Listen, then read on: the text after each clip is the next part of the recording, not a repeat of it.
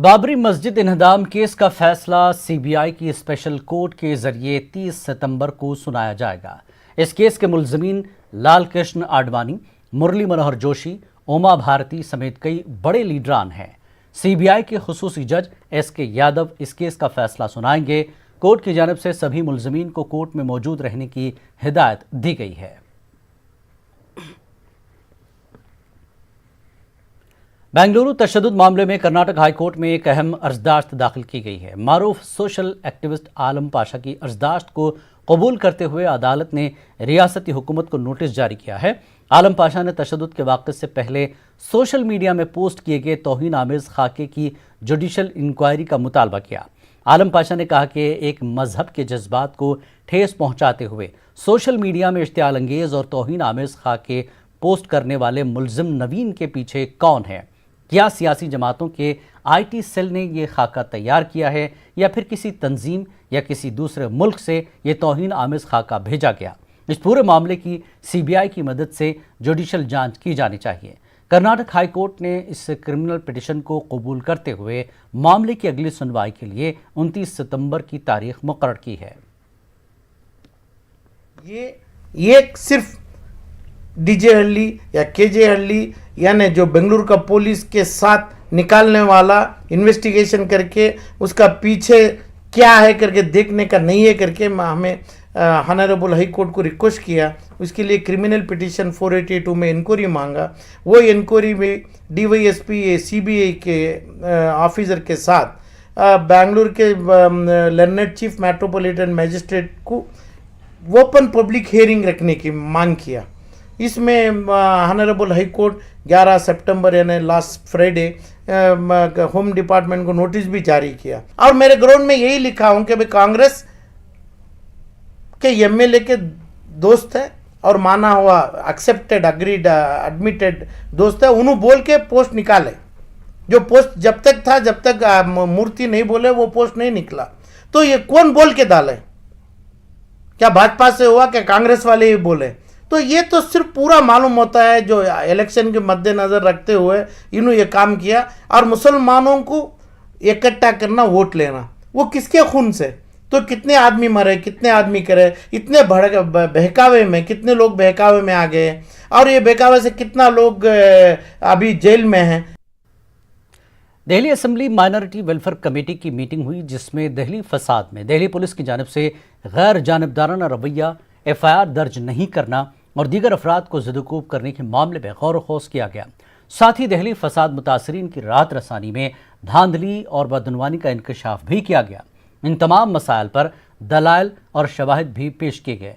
आखिर में चेयरमैन अमानतुल्लाह खान ने मुतासरीन के केस का मुआयना करने और कार्रवाई करने के अहकाम दिए हैं।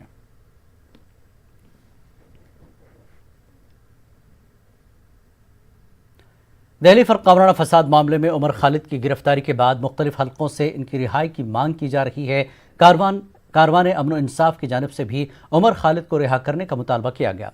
बुल्ढाना जिले के जलगांव जामुद में कारवान अमन व इंसाफ के अहदेदारान ने एसडीएम दफ्तर के सामने पुरअमन तरीके से एहतजाज किया और उमर खालिद समेत दीगर बेगुनाह लोगों को रिहा करने की मांग की।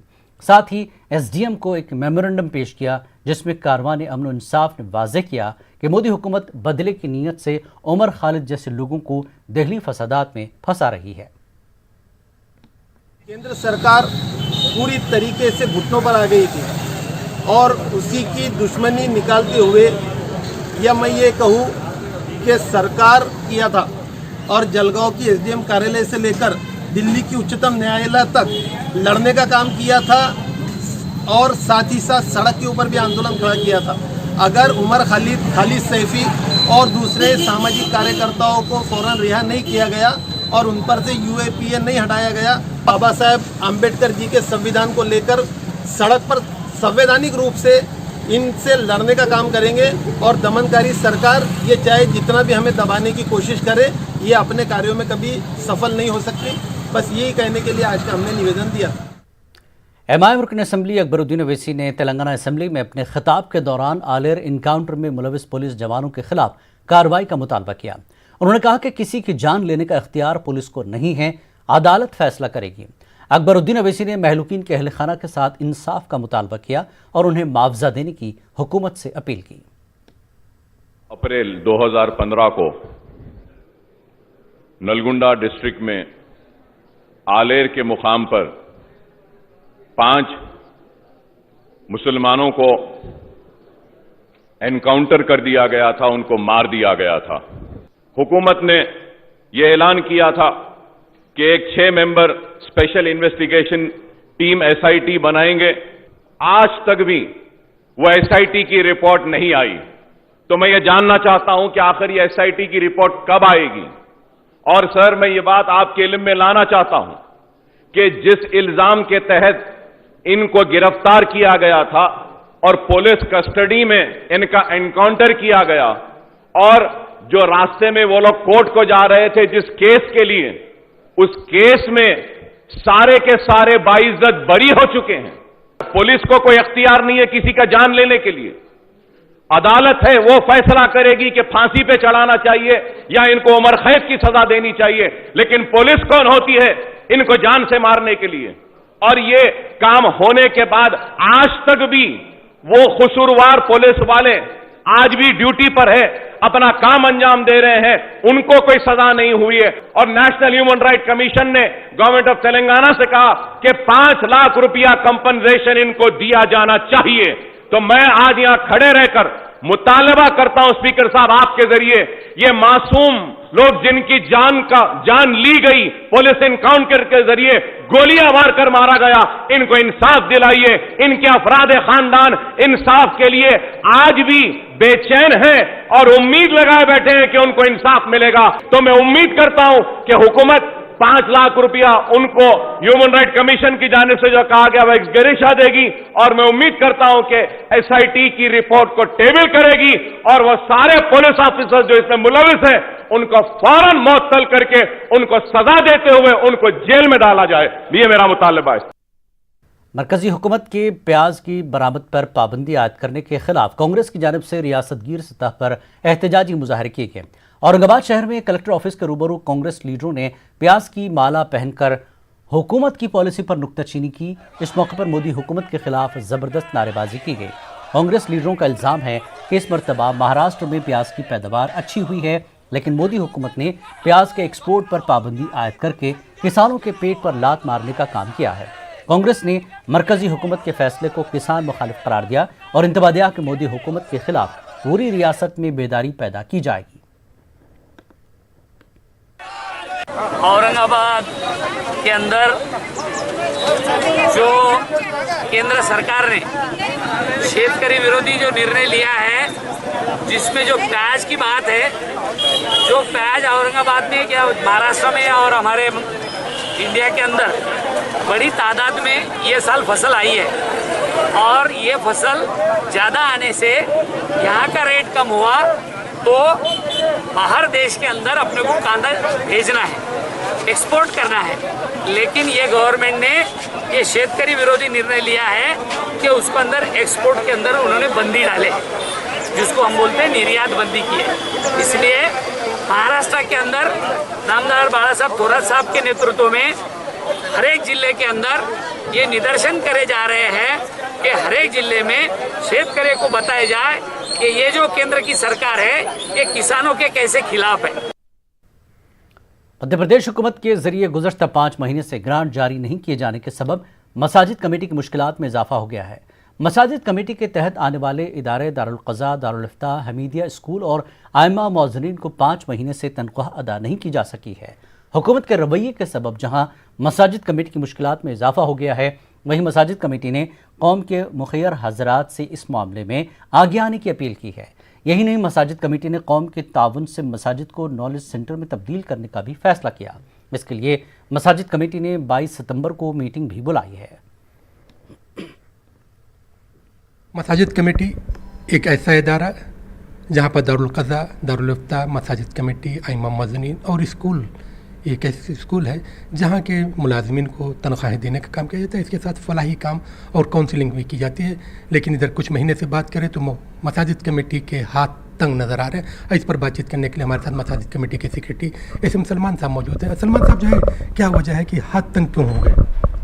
हाथ तंग होने की वजह यह है कि करीब 5 महीने से हमारे यहाँ जो ग्रांट गवर्नमेंट देती है 3 करोड़ 75 लाख के करीब साल की रहती है, तो अभी जो पिछली ग्रांट है वो अभी तक नहीं आई है और कुछ वजूहात ऐसी हैं जिसकी वजह से उनका कहना है कि वेंडर सिस्टम लागू कर रहा है हम हर डिपार्टमेंट में और डायरेक्ट जो हितग्राही हैं यानी जिनको फ़ायदा पहुँचना है उनके अकाउंट में डाल रहा है। लेकिन जब हमने मालूम करा तो ज़्यादा तवज्जो उन इदारों की तरफ है जो मुस्लिम इदारे हैं, उनको ज़्यादा ये कोशिश कर रहे हैं कि इनको परेशानी हो। मुझे पर्सनल तौर पे ऐसा लगा, इसलिए कि कुछ और संस्थाएं भी हैं जिनको दे दी गई ग्रांट और उनको डायरेक्ट उन्हीं का जैसे पहले दी जाती थी ग्रांट उनके अकाउंट में ट्रांसफ़र कर दी गई। तो इसके साथ आपने अपना मुतबादिल क्या तय किया है कि अगर इस तरह की मुश्किलात बराबर आ रही हैं तो आगे क्या कदम उठाएंगे? ये हमारा ख़ुद का मसाइद कमेटी का ही नहीं बल्कि कौम का मामला है और इसमें हमने जो अपने अकाबिरीन और जो बुज़ुर्ग हज़रात हैं, उलमा हैं, उन सब से मशवरा करके ये तय किया गया था कि हर चीज़ में, हर फील्ड के अंदर हम खुद अपने आप को इतना मुस्तहकिम कर लें कि हम किसी की तरफ मुंह नहीं देखें और ख़ुद अपने इमाम मौज़िन हैं या जो उलमा हज़रात हैं या जहाँ जहाँ ज़रूरत पड़ती है पैसे की, ख़ुद अपना फ़ंड इकट्ठा करें और उनकी मदद या उनको सैलरी देना है या जिस तरीके से भी उनकी मदद करना है वो हो सके। इस सिलसिले में मीटिंग हुई एक और उसमें कुछ साहब खैर हज़रात ने उसी वक्त मदद की और अब दूसरी मीटिंग रखी जा रही है। उसके अंदर भी शहर के सरमायादार हज़रात को और जो ऐसे लोग हैं जो मदद करने को तैयार रहते हैं उन सबको बुलाया जा रहा है और उसमें ये कोशिश की जा रही है कि ज़्यादा से ज़्यादा एक फ़ंड बना लिया जाए जिसके अंदर इतना पैसा इकट्ठा हो जाए कि कभी ये परेशानियाँ आती हैं तो उस फ़ंड से तमाम तनख्वाहें वगैरह दे दी जाए। हम चाहते हैं कि मस्जिद का वही मुकाम हासिल हो, मस्जिदें दिन भर खाली पड़ी रहती हैं, वहाँ से काम करा जाए, दूसरों की खिदमत की जाए और ये खिदमत खाली हमारी अपनी कम्युनिटी की तरफ नहीं, हम तो गैर मुस्लिम हज़रात की भी खिदमत करने को मस्जिदों से तैयार हैं। तो उसके लिए कम्युनिटी सेंटर या मस्जिद को सेंटर बनाकर हर फैमिली को इन्वॉल्व किया जा रहा है और ये दरख्वास्त की जाएगी कि हर फैमिली मोहल्ले में जो उस मस्जिद के एरिया में आती है वो करीब 100 रुपये महीना वहाँ पर कलेक्शन डिपॉज़िट करा करें मस्जिद में, जिससे एक फ़ंड कायम हो जाए अलग अलग मस्जिदों का और ये इसका उसी में से सेंट्रलाइज करके मसाजिद कमेटी के अंडर में एक बहुत बड़ा फ़ंड बन सकता है। भोपाल में करीब 5-6 लाख जो भी मुसलमानों की आबादी है तो बहुत आसानी से एक बड़ा फ़ंड इकट्ठा हो जाएगा। फिर हमें नॉलेज का एक सेंटर बनाने की कोशिश है जी, हमारा मकसद यही है कि एजुकेशन वहाँ से पूरी करा जाए, एजुकेशन सेंटर बना जाए, नॉलेज सेंटर बनाया जाए, वहाँ से हर चीज़ जो भी मुसलमानों से रिलेटेड है वहीं से उसका नियंत्रण यानी उसका कंट्रोल किया जाए। एक कोशिश जो है कि हुकूमत की तरफ से जो मामला है उससे जो है क्रॉसपेंडेंट तो किया ही जा रहा है, इसके साथ साथ कम्युनिटी का ताउन कैसे हो सकता है और कम्युनिटी की इन्वॉल्वमेंट के साथ साथ मसाजिद को नमाज के साथ साथ नॉलेज का सेंटर कैसे बनाया जाए। और सिर्फ नॉलेज के सेंटर की जब बात करते हैं तो आपको मुस्लिम कम्युनिटी के साथ साथ इंसानियत की खिदमत कैसे की जा सकती है उस पर गौर किया जा रहा है। कैमरामैन उबैद खान के साथ मेहताब आलम, न्यूज़ 18 भोपाल। वक्त एक ब्रेक का, ब्रेक के बाद फिर लौटेंगे।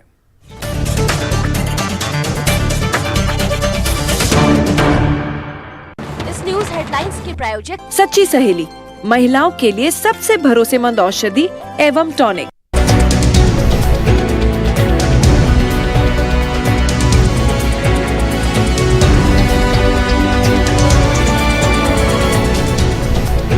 इस न्यूज़ हेडलाइंस के प्रायोजक सच्ची सहेली, महिलाओं के लिए सबसे भरोसेमंद औषधि एवं टॉनिक। MDH किचन किंग मसाले को किंग क्यों कहते हैं? अगर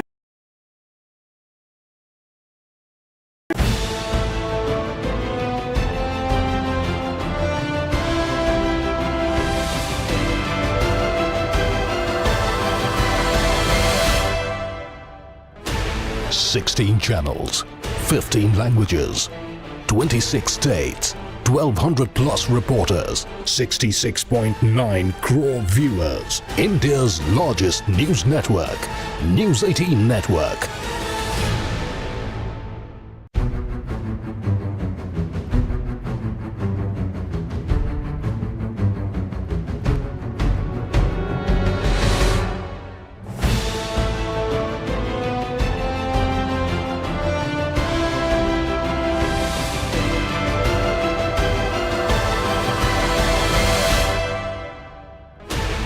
16 channels, 15 languages, 26 states, 1200 plus reporters. खास बात इंडिया में एक बार फिर आपका खैर मकदम है। मगरबी बंगाल इमाम एसोसिएशन ने इमाम भत्ते में इजाफे के साथ हुकूमत से रिहाइश फराहम करने का मुतालबा किया है। आज कोलकाता में एसोसिएशन की जानिब से मुनक्किद मीटिंग में ये मुतालबा किया गया। वाज़ेह है कि बंगाल में 2011 में इक़्तिदार में आने के बाद वज़ीर आला ममता बनर्जी ने आइम्मा को माहाना 2500 जबकि मुअज्जिन को 1000 रुपये मुआवजा देने का ऐलान किया था। फिलहाल ये मुआवजा वक्फ बोर्ड की जानिब से अदा किया जाता है, जबकि वज़ीर आला ने आइम्मा के लिए खुसूसी हाउसिंग स्कीम शुरू करने का भी ऐलान किया था। एसोसिएशन ने अपने मुतालबे पर तहरीक चलाने का फैसला किया।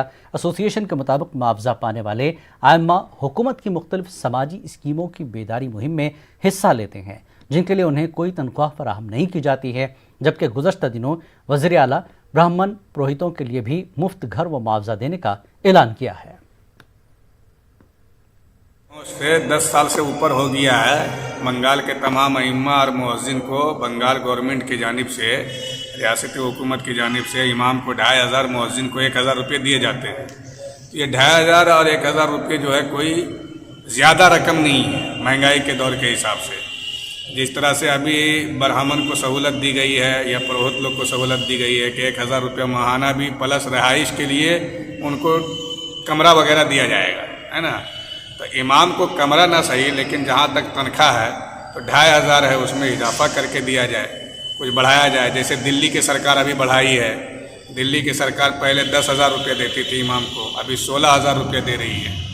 उसके बाद जो है मुअज्जिन को 12,000 रुपये देती थी, अभी 14,000 रुपये दे रही है दिल्ली की सरकार। तो बंगाल की सरकार को भी चाहिए कि यहाँ के अइम्मा और मुअज्जिनीन को उसी तरह तवज्जो दे और हम लोगों की तनख्वाह में इजाफा करे। कर्नाटक हाईकोर्ट की गुलबर्गा बेंच ने मुस्लिम मर्द की दूसरी शादी को पहली बीवी पर जुल्म करार दिया। तलाक के एक मामले पर फैसला देते हुए दो रुकनी बेंच ने तबसरा किया कि अगरचे मुस्लिम मर्द को दूसरी शादी की कानूनी तौर पर इजाज़त हासिल है, ताहम ये पहली बीवी पर जुल्म है। अदालत के तबसरे को उलमा इकराम खिलाफ शरीयत करार दे रहे हैं, तो वहीं कानूनी माहिरीन इसे इस्लामी तालीमात के खिलाफ करार दे रहे हैं।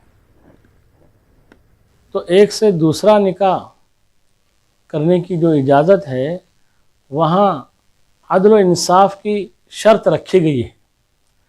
इसलिए अगर कोई शख्स दूसरा निकाह करता है तो ऐसी सूरत में ये समझना कि ये पहले पर जुल्म है, ये सही नहीं है। ये कहना कि दूसरी शादी पहली बीवी पर जुल्म है, ये बिल्कुल सही नहीं है और शरीयत के ख़िलाफ़ है। मैं समझता हूँ कि यह शरीयत में मुदाखलत भी है। इस तरह कहना कि दूसरी शादी करना पहली बीवी पर जो है जुल्म है, ये सरासर कुरान के ख़िलाफ़ है। तो यहाँ ऐसी कोई इसकी बात नहीं है, नुकसान भी होने वाला नहीं है। इसके अंदर कंट्रडिक्शन ज़रूर है, बट ये ऑब्जर्वेशन है कोर्ट की, बस इतना ही कहूँगा मैं। और इससे ज़्यादा सहमने की ज़रूरत नहीं है, ज़्यादा खौफज़दा होने की ज़रूरत नहीं है।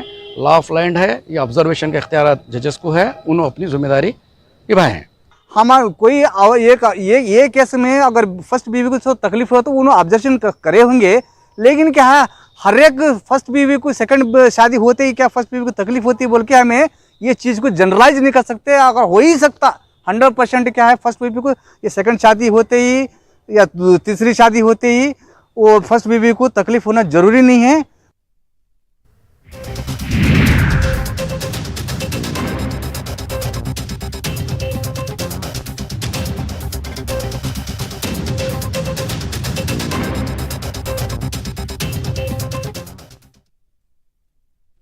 गोल्ड लोन का ख्याल आए तो मुथूट फाइनेंस का ही नाम आए। कॉल कीजिए 1-800-313-1212। औरंगाबाद के सबसे बड़े सरकारी अस्पताल घाटी दवाखाने में ऑक्सीजन की किल्लत का मसला दरपेश हो सकता था, लेकिन मेडिकल इंतजामिया ने हंगामी इकदाम करने की वजह से एक बड़ा हादसा टल गया। घाटी दवाखाने में कोरोना के सबसे ज़्यादा मरीज ज़ेरे इलाज हैं और जिनमें ज़्यादातर वेंटिलेटर या ऑक्सीजन पर होते हैं। ऐसे में ऑक्सीजन का टैंकर अपने मुकर्रर वक्त पर नहीं पहुंच पाया, ताहम इंतजामिया ने फौरी बैकअप एक्टिव करके हालात पर काबू पा लिया। वाज़ेह है कि घाटी दवाखाने में फ़िलहाल 2000 से ज़ायद कोरोना के मरीज़ ज़ेरे इलाज हैं। ऑक्सीजन का टैंकर का सप्लाई में कुछ प्रॉब्लम आया है, इसलिए थोड़ा लेट आया। असल में तो रोज़ 2 टैंकर मेडिसिन बिल्डिंग के लिए ऑक्सीजन का सप्लाई होता है, आज का टैंकर थोड़ा लेट आने की वजह से अपने पास में थोड़ा सा ये वो जो बैकअप सिस्टम वो एक्टिवेट करना पड़ा। तो दो वेंटिलेटर पे कितने पेशेंट है sir medicine building? Medicine building में हमारे पास में जो वेंटिलेटर्स है उसमें ICCU है, MICU है और बाकी वार्ड में भी कुछ जगह पे वेंटिलेटर्स है। तो सब पेशेंट्स का जो है ऑक्सीजन सप्लाई करेक्ट प्रॉपरली शुरू है। हुकूमत महाराष्ट्र ने कोरोना को मात देने के लिए एक नई स्कीम निकाली है जिसका नाम है मेरा कुंभा मेरी जिम्मेदारी। इस स्कीम को भिवंडी में नाफिज करने के लिए भिवंडी म्यूनिसिपल कमिश्नर व मेयर ने एक मीटिंग तलब कर बताया कि इसके तहत शहर भर के हर घर की हर फर्द की जांच होगी और इलाज कराया जाएगा। इसलिए अवामी नुमाइंदों व शहरियों को इस स्कीम का साथ देकर शहर को कोरोना मुक्त करने की भी उन्होंने अपील की। मास्क पहने, सोशल डिस्टेंसिंग को मेंटेन करें। उसके अलावा इस प्रोग्राम में खास तौर पर ये होने वाला है कि हमारे म्यूनिसिपल कॉर्पोरेशन की तरफ से हर घर में एक टीम जाएगी, क्योंकि उस टीम में एक आरोग्य कर्मचारी होगा और दूसरे 2 लोग स्वयंसेवक होंगे और वो लोग जाके हर घर में जाके थर्मल स्कैनर और पल्स ऑक्सीमीटर यूज़ करके जितने भी हमारे भिवंडी शहर के नागरिक हैं उनकी मेडिकल चेकअप उनके घर में होने वाला है। किसी को कोरोना के सिम्टम तो नहीं है, अगर सिम्टम होंगे सस्पेक्टेड केस है या फिर उसको कुछ कोमॉर्बिडिटी है, अगर उसको डायबिटीज़ है, उसको शुगर है, उसको हाइपरटेंशन है, उसको और कोई हार्ट की या फिर किडनी की प्रॉब्लम है, तो उन सबका सर्वे करके डेटा कलेक्ट किया जाएगा कि कोरोना में जो बुजुर्ग हैं या जिनको पहले से बीमारी है उनके अंदर मृत्यु दर ज़्यादा है। सभी लोग हमारे महानगर पालिका के जितने आरोग्य विभाग है उन लोगों को एक गाइडलाइन देगी कि सभी लोग अब घर घर जाके चेकअप करवाए। लोगों जो वरिष्ठ जो लोग हैं उनको जो डायबिटीज है, किडनी का है, BP है, तो उनको ये कोरोना का प्रादुर्भाव ज़्यादा आ जाता है। तो उस वजह से हम भिवंडी शहर के तमाम लोगों को एक सर्वे करेंगे और घर घर जाके उनका चेकअप कराएंगे और एक ऐप रहेगा, तो ऐप के ऊपर से लोगों को एक इंफॉर्मेशन मिलेगी और चेकअप हो जाएगा। खास बात इंडिया में फिलहाल इतना ही। मज़ीद ताज़ा खबरों के लिए आप लॉगिन कर सकते हैं हमारी वेबसाइट news18urdu.com पर। आदाब।